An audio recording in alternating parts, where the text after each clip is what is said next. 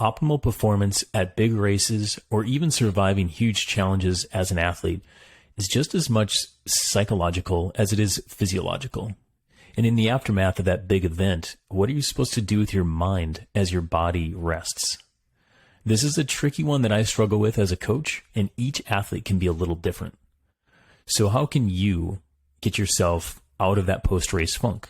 And what the heck is that funk that we feel after a race is over for the year and we just can't put a finger on like what we're feeling and why we feel kind of so low?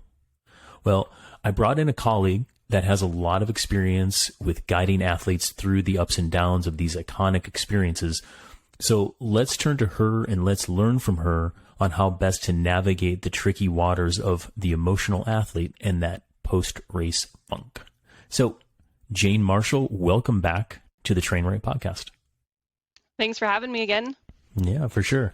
Well, I know, I mean, you may even have some post-race funk too, rolling off of mountain bike national championships. How you doing out there in Colorado? We're good. I did some yoga this morning, had an extra cup of coffee, and ready to get on the podcast and talk this out. Awesome. Very cool. So for our listeners who didn't catch your first episode or may not know you, can you describe who you are and what you do a little bit more to our listeners? Yeah, absolutely. I've been coaching with CTS since 2006. Live outside of Denver in the beautiful foothills in Ken Carroll. Married, and I have two crazy, wonderful little children who keep me busy in addition to coaching full time, and love racing bikes, especially mountain bikes. Anything short, long, you name it, I've done it and I love it. Very cool. Very cool. Well, and Jane, how many years have you been coaching now? You're making me do math. So it's 2006. So was it 16 years? 16 years. Yeah. Years. Yeah. Long. It's time has gone fast. Yeah, exactly. And the reason I bring that up is if you've been coaching for, I don't know, longer than 3 years, like you get enough experience with athletes, and athletes are emotional. Like if you're coaching the type A driven kind of CEO type or the elite athletes, I mean, I don't think I have an athlete that's not a type A athlete, I guess. How about you? I would agree with that. You know, they come to us because they're driven. So the reason I say all of that too is, so Jane has the experience, and we both work with these athlete types, and you, the listener, are probably that type as well. And you probably know in yourself, as we know in working with these athletes, is the emotional highs of when training is going great and say the race has been awesome. You also get those emotional lows. So we want to talk to you pretty plainly about how we do it as coaches and how to kind of level the athlete out a little bit as we're going and kind of keep them focused and grounded throughout the year. So that's the premise of this episode. And I'll go back to you, Jane. When we talk about, we use the word funk, or I use the word post-race funk. What are we really talking about? Can you describe that to our listeners a little bit more? Yeah, and I think the first thing is like bringing awareness. Some people don't even realize that they're experiencing this, post-race funk or depression. They've put all this time and energy and preparation into a big race, big event, big goal, and then it finishes and it's, one, you're physically tired from doing your big goal race or event, and then there's the mental emotional side where all of a sudden this thing is done and, now what? And where do you put your time and energy? And you have all these feelings and emotions after the race has been done. Maybe it went well, maybe it didn't, and how to process that and, move on and figure out what's next. And so there's a lot going on, in the time, hours, days, weeks after those big goal events. So you mentioned the physical, you mentioned the mental.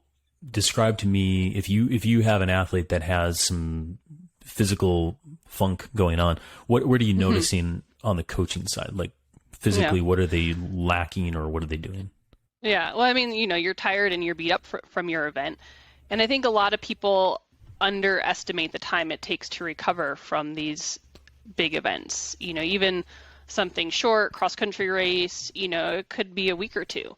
And then the longer, the harder, the more epic the event, the longer it's going to take to recover. I mean, half Ironman could take you 4 to 6 weeks. Ironman, 8 weeks. And, I know the ultra runners, like Coop talks about, after doing a 100-mile run, I mean, it could be months, right, before you can even walk right. So right. That physical side, and most athletes, maybe they think they can just pick up with training the week after, and they really need to take a step back and let their body physically recover with that recovery week, and backing off some structured training. Yeah, that's exactly it. And I think specifically what I notice on my end with some of my athletes is when they're super cooked after a big event is and this is just from the physical side at first, is their perceived effort for the given power or pace is higher, and usually a lot higher. Like, for example, if if they try to do threshold, for example, it feels like a maximum effort. Or if they even do like a higher aerobic or like endurance, that feels more like threshold to them. And they either cut it short and quit and come back, or they like keep on charging hard. And it's like, I'm so tired. Oh my God. Like perceived effort high. Hopefully they're actually reporting that too. Yeah. And not just, continuing as normal. Yeah. Communication is key, folks. Yeah, for sure. So mentally then, if that's a physical, if we can just say maybe they're not performing as normal, say in training or something like that, that's the physical. Mentally, describe some issues that could be coming up if your athletes have some funk. What do you notice, say, in Training Peaks comments, or if you meet with them face to face, if you're riding with them, what do you see from your athletes? Yeah, I would say some of it can mimic, depression symptoms, listlessness, kind of loss of focus, really down in the dumps, extra emotional. I've got a great story of my husband watching, sappy movies, coming back on airplanes and crying, just having kind of some emotional releases, and things are a little out of the, normal, maybe, more, snappy with family or, work, or, or lack of motivation too. Kind of go from this big high to a low. I'd say maybe with the emotional side, there's a greater variety of things that we see versus the physical side, because everyone processes those things differently. Someone may get sad and cry, someone may be just really down in the dumps and quiet, and learning your athletes' personalities and how each of them process those things. And you can tell, you build that relationship, and you can tell when things are out of the normal, and, bring it up and talk about it. Yeah, that's a really good point. In the spectrum of things, I don't think that I thought that one through before this episode. My mind was more like, lack of motivation, maybe like a little bit more irritable and all this kind of stuff. But yeah, you definitely get some, the cognitive for humans is vast and far, right? And I love Brad. I know Brad, her husband, quite well, and I could see him watching some sappy movies too, for sure. Yeah, and trying to hide it from the flight attendants. Yeah, totally. So it's okay to cry, guys. It's okay to cry. Totally, absolutely, especially after that. After that race is over, man, it's time to cry. Yeah. So I guess like where we're going with this is physically there's some underperformance going on, or the body is just not being able to run on all cylinders like it had been even, last week or a couple weeks ago. Cognitively, there's usually a lack of motivation. Like you just don't want to get after it like you normally do. Maybe you're sleeping more, and maybe you're feeling all of the feelings, and you're not just. Yeah, you don't want to go out and ride your bike, or you don't want to go out and run, and that's the point. And it's normal. Yep. Yeah, that is super normal. And so for listeners, maybe people are in this concept is very popular, but people will say, "Oh, I'm overtrained," right? And So I think it's just to put just pump the brakes a little bit. We're not talking about overtraining, because that's a whole other thing in itself. I would argue that it doesn't exist as defined by overtraining. However, there's also overreaching that goes on. That's a fairly functional, that has like, it's adjacent to what we're talking about. But yet when we're talking about, I don't know, post-race funk, specifically coming off of these huge races, I would say that there is like overreaching with more mind stuff going on. Would you agree with that?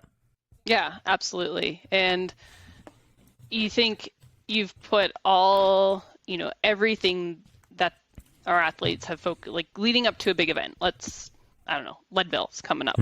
You've spent months where you've lived and died by, your Leadville training, and all of a sudden the race is done, and you lose this sense of structure and almost your sense of being and purpose, even if the race went well, and it takes, a week or more to kind of recalibrate and find your footing and find your steering in your direction again, kind of that what's next. And that a lot of the athletes we work with thrive off having a plan and structure and working towards that goal. And then when all of a sudden that's done, it's what's next. And I find it really helpful with my athletes to talk about that ahead of time and explaining to them that that's, that this could very well happen, and likely it will. This is kind of what to expect. Ride that wave, we'll talk through it, we'll deal with it, and know that it's normal and normalize it, so they don't feel like, well, what's wrong with me?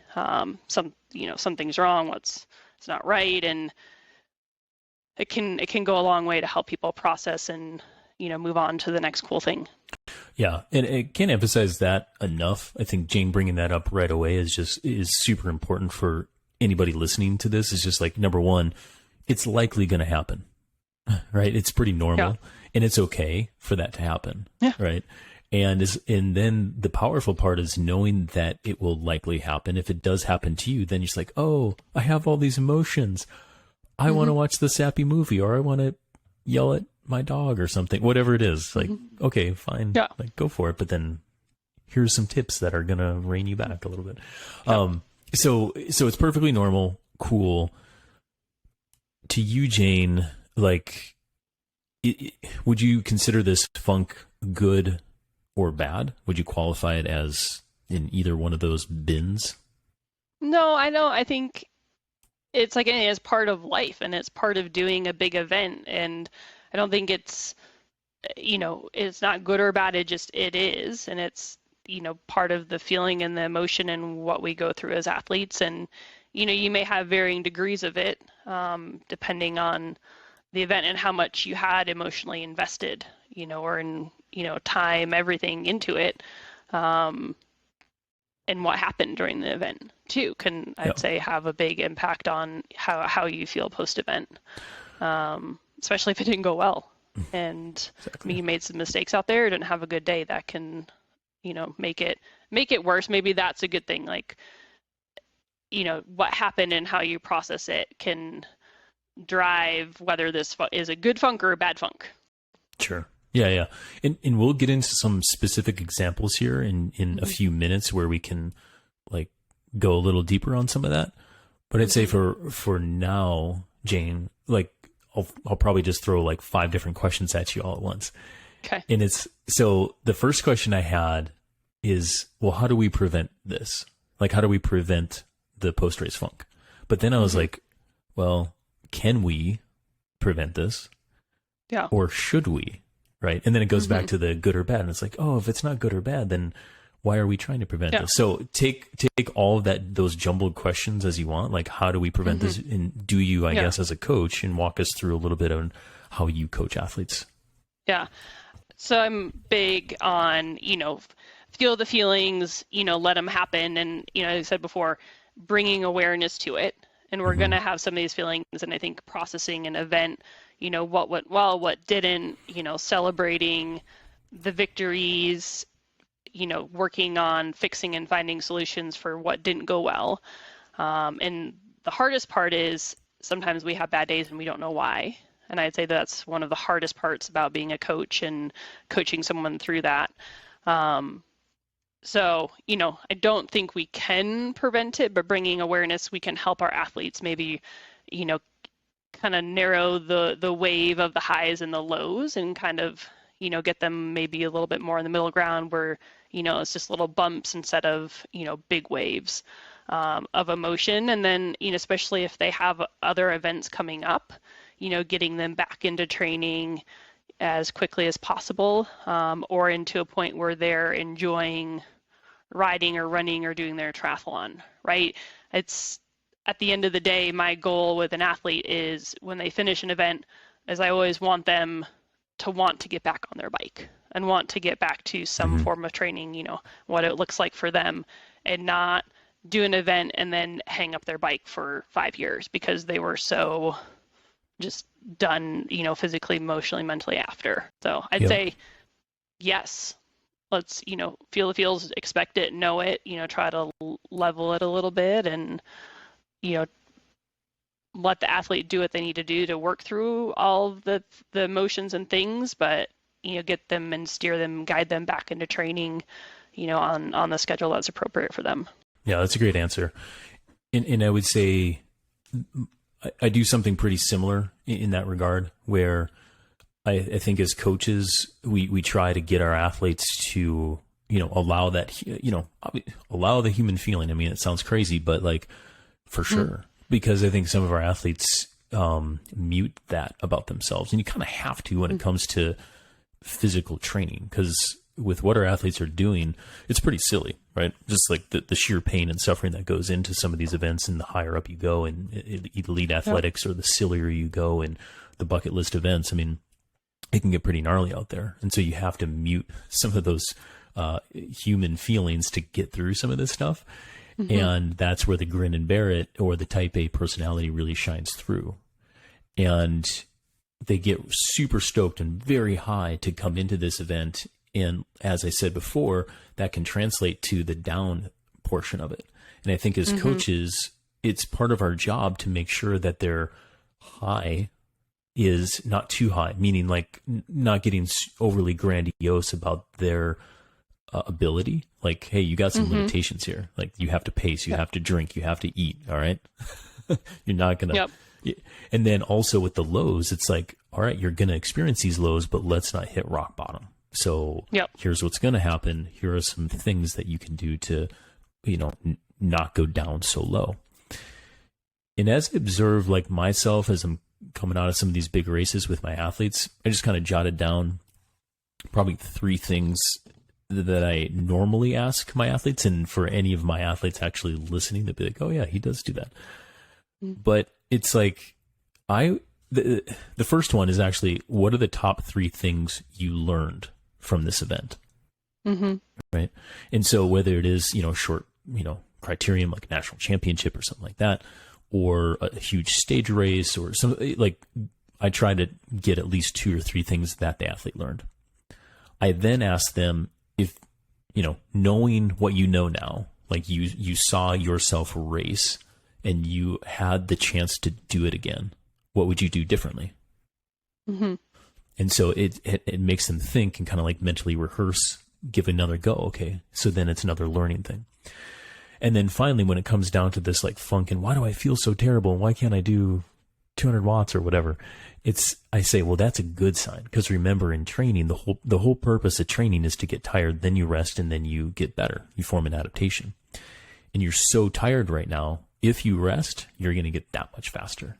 So I do get pretty excited when someone gets themselves pretty funky, because it means that they've like really gave their all, like physically and emotionally, for an event. And overall, I would categorize this as not a bad thing. The only bad thing that could occur from this is if you, don't allow for the recovery and the rejuvenation and just charge forward blindly. Yeah, that's not agree. Good. So as we're kind of transitioning into some of these, we're going to break down the physical side and the mental side a little bit more, but like maybe just a quick disclaimer is Jane and I are not psychologists, so the terms that we're using, they're not clinical official terms or anything like that. It's like real coach talk. It's the language that we use with our athletes. So if you're a sports psychologist that listening to this, or you have a sports psychologist, like, you're not going to, there are probably different directions that you could take with this podcast, but we're probably not going to go there. We're just helping you. We're just coaching you through this. So just know that. But the two things that Jane mentioned above with kind of the physical and the mental. Let's start with the physical first, because I view that as the more simple side of it. Would you agree? Yep. All right. 100%. So what are like the main things physically that you coach somebody through to get them to stop the funk? Yeah. Sleep. Mm-hmm. Take good rest. So, take those rest days, take those recovery days, which can be challenging for a lot of athletes, especially coming out of an event where it was, full gas training, and, just take a step back and rest, allow your body to recover. Make sure you're eating, taking care of yourself, eating right, drinking right. Some athletes can kind of go, big events done, and they can go, big off the bandwagon with eating and, drinking. And to really let your body recover on the physical side is, keep putting good things in, and, move your body, a little bit. So easy walks, rides, lower intensity exercise, and, fill your cup with, family time or things that maybe you didn't get to do when you were so hard in training, the friend side of things, or, take the dog for an extra walk, something like that. Yep. I think that for me, the first week after a big event, the more I coach, the longer I coach, the more I'll still build this in Training Peaks, but I'll be like, the weekly goals are do what you want. And it's unstructured. And yep. I'll sometimes, like, depending on the personality type, I will build like recovery miles, endurance miles, rest day, recovery miles, endurance miles, rest day, right? Who you are, those athletes who, if you put on structure, they just go ride their bike all day. For sure. And so some of those you have to schedule some things, but for a lot of people, it's just, take a break from the structure and do what you want. Yep.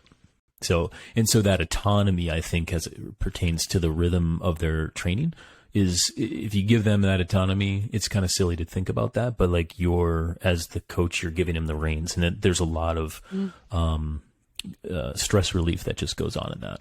And I'll do that for a week, sometimes 2 weeks, right? Yeah. And I think it's super important, and that's like from the physical side. In the training, that's not number one. I think number one, as you said, was the sleep, and the rest is just like taking it down. But getting away from high intensity stuff, just doing low intensity, keeping the body moving. That's huge. On the mental side, what are some things that you like deploy or talk about with your athletes to get them recovered? Yeah, I'd say that there's a variety of things, but, talking to them about, doing what they need that week, on the bike, off the bike. So some people maybe, I need a week off. I need to spend time with my family. I need to catch up on work. I need to go on vacation. I need to do something different, physically go for hikes instead of rides, or go to yoga. And some people, again, are, let's not go for a 5-hour trail run and destroy ourselves, but go for a 2-hour hike with the dog and the family and just do something different, a mental break from the intense specific training for the event. Yep, that's super good. And quick disclaimer for those athletes that do the 5-hour hike, and they say, well, Coach Adam or Coach Jane, it was low intensity. Well, if you're a cyclist and you rattle off a 5-hour hike, yes, it's low intensity. Yes, your cardiovascular system can handle it. That's why it's like, I don't feel bad. But the next day you're wrecked is because structurally your muscles just can't handle all the eccentric forces. No. Anyways, please don't do that. On the mental side, I think the biggest thing for me is what I try to do with my athletes is I take away expectation, right? Like the expectation to perform, the expectation to really do anything. I say be a human for a week or two. Yeah. Normal human. Yeah. Go have fun. Yeah. Go, meet with friends, see people, family time, whatever is going to fill your cup Yeah. on that side, things that you've had to sacrifice to get ready for your big event. And it can go a long way. Yeah. And I think those are pretty standard go-tos, but I think like, let's have some real talk for a minute, because if you do have family in a high demanding job and you've been burning the candle at both ends to knock out Kona or something, you get done with it, you come back, you got a stack of work. You got the kid, like your spouse has been taking care of the kids for the past 6 months, and there's probably some expectation and pressure there, right? Yep. So how do you deal with that? Or how would you advise to deal with that? I'm always, very prepared to talking about that ahead of time, and then making sure, the whole family and everybody is prepared, right? You come back, okay, mom's tired because she just did this big event. We're going to have an easy day today, but tomorrow we can go to the park and play, or go to the water park, or do whatever fun things we're going to do. And so I think just communication, and have the athlete know that, yeah, they're going to be physically tired, mentally tired, catching up, and, maybe, yeah, feeling those lows, and it's going to feel pretty overwhelming. And I think that is very much, a piece of the mental side, and planning ahead, and yeah, make things easier. So if you've got all this stuff, do takeout for a couple days, or, eat rotisserie chicken and salad, or just, make things, easier on yourself. Try to take some things off your plate so that, you can match those work or family demands, or, whatever else you have going on. Yeah. And kind of, prepare ahead of time and set yourself up for success in that area. Yeah, it really comes down to planning and communication around it. And I think if you do have a family and you're an endurance athlete, to do it well, my athletes anyway, the ones who do it well, they get the family on board, they communicate really well, and coach is kind of part of that as well, right? So I think it's not just a post-race sort of thing. That's like an annual thing, an annual planning thing, for sure. Yeah, and what the athletes that I find even the most successful are the ones where I talk to their partner. Yeah, I have 100%. Their partner's cell phone or whatever, and you get texts, and it's like sometimes you get the real story of what's going on, and they're, fully invested in their partner's training and events. They know what's going on. They know the expectations.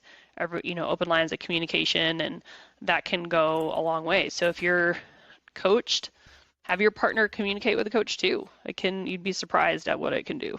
The coach will probably end up coaching the athlete better because they'll know the true story of what's going on. Yeah, I think so. So when it comes down to like mentally and physically, Jane, like they get done with the big event and they get done with we'll get into some specifics here in 1 second, but how soon should they sign up for that next event? And is that a good thing? Like, do you encourage that as part of getting out of the post-race funk to get them looking forward to that? Or do you say, hey, hold on here a little bit? How do you handle that one? Yeah. It depends on how big the event was. And oftentimes athletes will have something else set up already to go in, or whether the next season. If they're really struggling, we'll, talk about it. Maybe after a week or two, bring it up. And sometimes if it's a biggie, big stage race, big ultra, then it's, we may wait 5 or 6 weeks before. They may not even mentally be able to think about doing something else. They're so blown. So you kind of have to feel that out with the athlete and the person.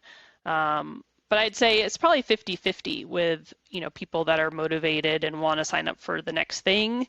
We don't want to do Leadville and then have something on the calendar 2 weeks later. We want to have a good break in there to allow the recovery and the next training build. But if they're excited to talk about it, absolutely talk it through, throw some ideas around that can be motivating. If they're not ready, then, pump the brakes let them get into a mental space where they're, ready and excited to talk about the next thing. Yeah. Yeah. I do think that it can go either way. And the answer to that one is it depends for sure. Yep. So I want to walk through a couple examples to answer that question of it depends, because I do not like hiding behind that one. So I've kind of compiled a list of events that either you've done or your athletes have done. And just we'll kind of blow through this a little bit. But you mentioned like a long, big stage race. And the one that I picked for this one is Cape Epic. And the reason why I chose this one is because for athletes in North America, this comes pretty early on. It's usually in March. And it's a 7-day stage race with a prologue, and it's for North Americans halfway around the world. For most people, it's halfway around the world, and it's in South Africa. So, with that race, kind of describe the demands of the race, kind of what goes on, like super high level in training, in logistics, in terms of kind of the stressors there. And then we'll get into like some post-race funk about that. So describe the race a little bit. Oh, yeah, it's a big one. I would say it's one of the hardest stage races out there, hardest events, and it's early season for North America. So people doing this, you're on it in the fall. So you've been preparing for this for a few months through the holidays, which can be really challenging. A lot goes into it. You're traveling, all the way over to South Africa. The logistics are challenging, the flights, the food, staying healthy over there, not getting sick. I'd say this is a big financial, physical, big time investment. The cool thing about it is early, and if you rest properly from this one and, recover, get through, you're going to come out with a really good amount of fitness to set yourself up to do something, later in the year. But that's where we were talking about, next race planning is depending on the level of the athlete, that they're going to need, maybe 4 months before they're ready to do something else. And I would say maybe even longer for some people. Yep. Not jumping in and doing something in May, right? We're looking to like August or the fall timeframe. Yeah. And in terms of like a major thing, and I think that it's good to distinguish that from like a lot of amateurs, that would definitely be a timeline that's appropriate. If anybody who is interested in Cape Epic or have listened to the podcast, that Blevins and Kate Courtney, and a lot of like pros will start their season with that.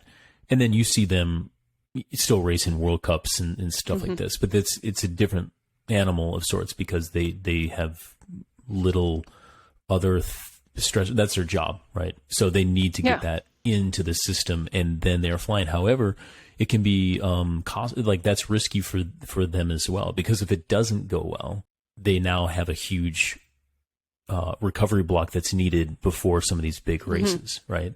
And so if it doesn't go well for, say, a pro or an amateur, Jane, like you queued the race up really well, but like, what are some stuff that you've experienced either personally from doing this race or that your athletes have? It's technical. So mountain biking, the risk of getting injured. Yeah. So I've had athletes that have gone over and, had some pretty, decent crashes. And then now we've got, a back injury or a broken collarbone. And, that's like 6 weeks of recovery or, off time just to recover from an injury. Traveling overseas, I'd preface this like outside of Europe, the GI stuff is a huge risk. And I think everyone who has gone to Cape Epic has had some GI issue, which can be lingering. Say 50% of the field gets something every year. Yeah, every year. And it's just the bacteria levels in their water are different. People from North America aren't used to it. I ended up at a clinic, after the first year that I was there, and, thank goodness for Cipro, but that's going to lengthen that recovery time. Yeah. I mean, I was shelled, and then you're having to fly back, 2 red-eye flights. I think maybe now they have a direct flight, but back then, it's just, you come back from that and you're exhausted from traveling, time change, chances are you've gotten some sickness, or hit the deck over there, and that's going to extend and add to that recovery time. Yep. But, the good news is you've done, 8 huge days on the mountain bike, and if you rest properly, you're going to get super fit. Yeah, for sure. And hopefully be, motivated and pumped coming out of that race, which I think everyone is, because it's an amazing experience. And so we want to balance those and keep people pumped and going. And I think almost everyone, once they're recovered, they do something else big that same year. Mm-hmm. So if you do Cape Epic in 2023, looking, I'd say, the pros obviously get back to it sooner, but if you're an amateur, you look for something late summer, fall time frame, and you'll be going good and ready to something else big. Yeah, agree with that. And I think, if a race scenario like this goes good or bad, you definitely need to roll out of there, take everything that we just talked about in the way of physical and mental recovery for 3 to 4 weeks before you start hitting the training hard again. And then, don't sign up for things because then you're just out money and some emotion too. That's why we're saying don't sign up for anything just yet, because so much stuff could change. And every athlete that I've coached, from the pointy end of the race to the slow end of the race, on this one, it hits them way more than they think. And that's the reason I chose this race, because it's big. And so might as well start big and swing for the fence on these examples. Right. Yep. All right. So example number 2 is like a mid-season sort of race. And let's just stick with North America, but also most people have their national championships, July-ish. Okay. So if we're talking about a 1-day race or maybe a 1-weekend race, or maybe somebody's not chasing national championships, but Leadville kind of comes in August. So mid to late season, whatever. After a 1-day big race, walk us through what you would recommend from a recovery standpoint, physically, mentally, just kind of like high level on that and what to expect. Yeah, so recovery from those, I feel like it's mentally there may be a little more challenging than like a stage race, right? Yep. Stage race, you get to go out there day after day, and kind of by the end, you're like, I don't want to ride my bike anymore. But a 1-day, you put everything into this 1 day, and the room for error and mistakes is a little, you can't go out there the next day and try to catch the team in front of you. So the stakes are a little higher, and that can weigh more on the mental side of things, and maybe make that post-event, post-race, funk a little deeper, in a different way. Physically, with like an XC or national championship or road race, you may not be as physically tired, for as long. Leadville, I would say you're going to be more beat up after that one. Yeah, it's just a big day at altitude. And if the race goes well, then motivation can be high coming out of a 1 day, not quite as tired, motivated to kind of get to the next thing. Still going to have some dips and lows with that event being done, and everything you put into it now, it's just like the box is checked, and it's a little bit of like, oh, now what? So that's where planning that next event, I think, for a lot of people can be really helpful. I'd say Leadville, you're going to need some more time. People are usually pretty beat up after that for a while, and more lost, listless, especially with the time that goes into training for Leadville. We kind of joked about like Leadville widows back in the day, in July with, everyone out putting big long hours on the weekends and away from family. If the race goes bad, then mentally you're going to have more challenges with your athletes, and you're going to experience more things. It's like all the what ifs, anger, frustration, and then coaching the athletes through that, talking it through, as you said, going through those points of what went well, what didn't go well, what would you do differently now that you know what you know. Yeah. So. Yeah, that's it. And I think hitting on the point of, and this is what we talked about earlier, but it's like mentally there's a lot more going on these 1-day events, because sure, with the 1 day of an event that is 2 to 4 hours. I mean, the physical stress, it's not that much different than like a hard training weekend, right? So physically coming out of there, whatever, right? However, mentally, like something goes bad, you break a collarbone, you get a flat, even worse, right? Collarbone, you got an excuse. Flat, yeah, that sucks, right? So you train half your year, or sometimes even like multiple years for this thing, for Leadville too, because it's harder and harder to get into, and everybody's like pushing all the chips into the middle on this one, and then you get a flat tire. I think that mentally, again, you got to be ready for that. And on race day, come August 13th or whatever it is this year, it's like fingers are always crossed. Be like, man, hope there's no flat tires. Hope there's no broken bikes. Hope there's no broken collarbones either. But because mentally, I think for me, I don't enjoy getting people out of that as much, right? Like you want them to have a good day.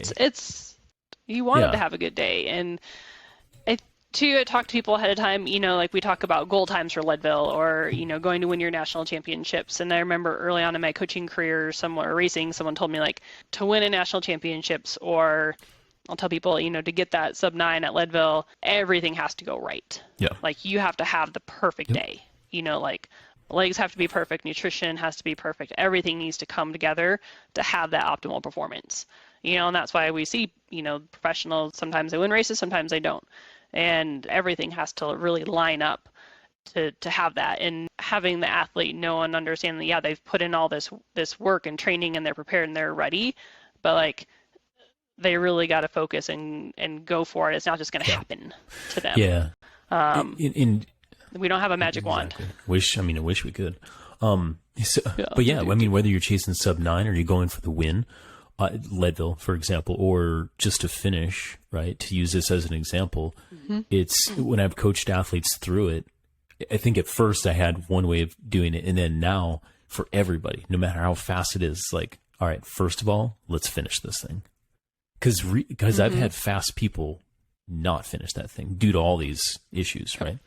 And and again, it gets back to that mental aspect of it is just, it's more of a train wreck afterwards, right? So queuing them up, having the awareness of like, we could pour everything into this and it could go sideways on St. Kevin's, right?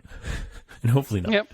And so, but I think as you walk through the scenarios with your athlete, you get them grounded in reality, which then helps them make better decisions during the race when stuff goes sideways.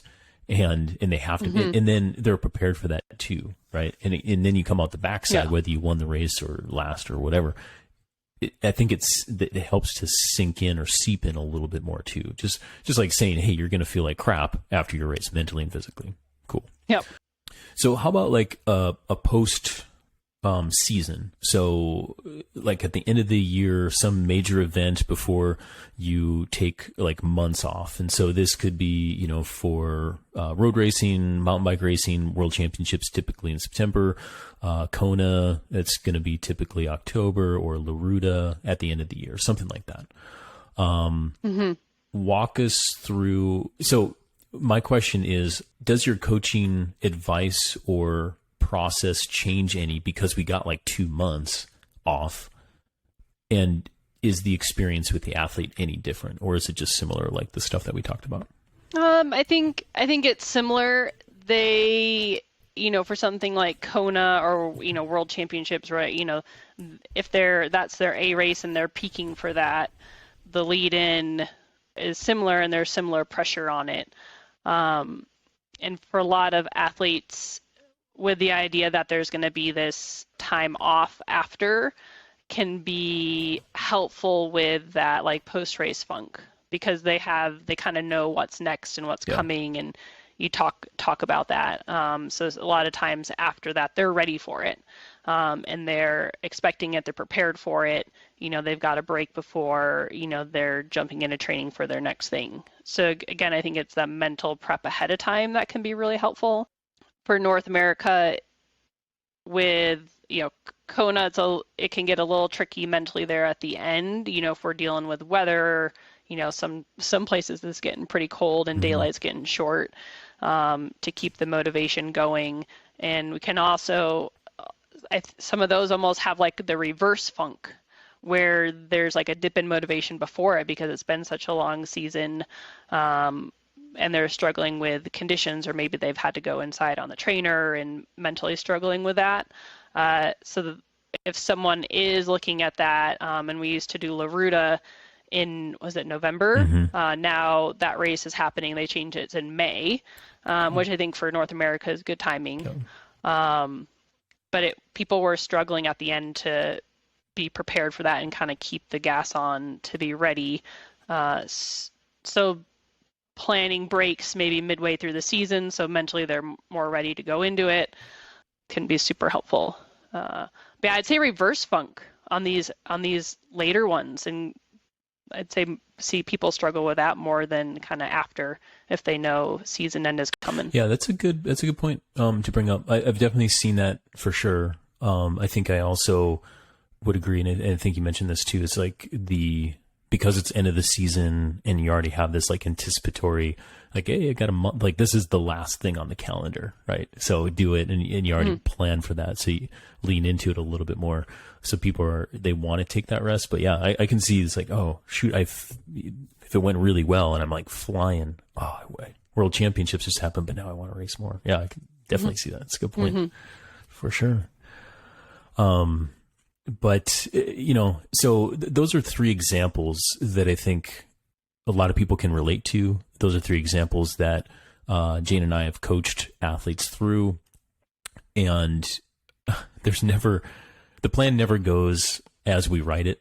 The race never goes necessarily as we want it to. Hopefully, if you're lucky enough to have a few races where it does go as you want and everything goes smoothly on the day, great. Then you have success, right? And then you can party and celebrate, probably still have some funk afterwards. But I guess to summarize everything, I'll just first go back to what Jane said originally, is having awareness about the fact that this emotional feeling that we call funk can happen after big events. Knowing that that's real and knowing that it's okay to have that, I think is step number one. And then step two would be just planning around it, planning on, working with your coach or working with your spouse or your partner, your family involved, to just be like, all right, I'm going to have all these like focus going into it. I'm going to have these emotions afterwards. So we're going to plan like family trips and stuff around it. I think that's super healthy. Afterwards, physically rest, mentally take the pressure off yourself and tune in and become aware of your motivation, and don't rush too soon before you start training again. I hope that this episode can resonate with quite a few people, because we all experience this, the highs and lows. As human beings, we want to experience those highs and lows because having the experience is really what we're chasing here. I think a lot of people like love training and love where the races take us, but it's the experience and our journey along the way that's so rich. So don't let your emotions take away from that experience. Enjoy, lean into that type of fun. There you go. Cool. Well, Jane, thank you for joining us once again on the Train Right podcast. This was super fun. I learned today, and I think our listeners did too. Yeah, awesome.